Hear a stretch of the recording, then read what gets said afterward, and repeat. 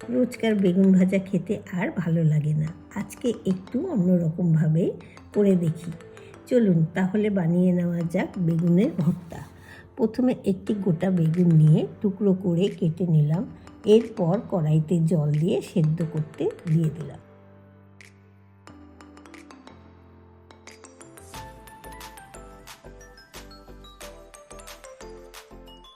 তারপর দুটো পেঁয়াজ, দুটো কাঁচা লঙ্কা, একটি টমেটো আর কিছু ধনেপাতা নিয়ে কুচি কুচি করে সব কেটে নিলাম।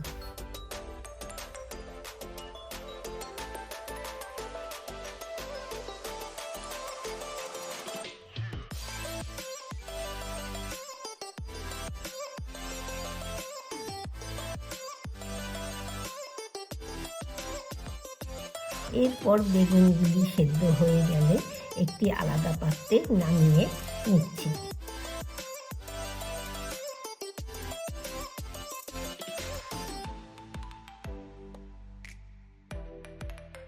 তারপর কড়াইতে তেল গরম করে নিয়ে তাতে কালো জিরে ফোড়ন দিয়ে প্রথমে পেঁয়াজ কুচোনোগুলি দিয়ে নাড়াচাড়া করে নিলাম।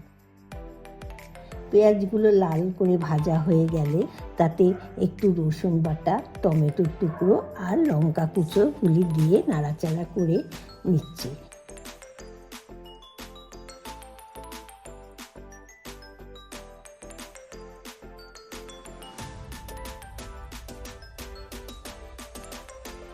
এরপর বেগুনগুলো খোসা ছাড়িয়ে নিয়ে ভালো করে পেস্ট করে কড়াইতে দিয়ে নিলাম।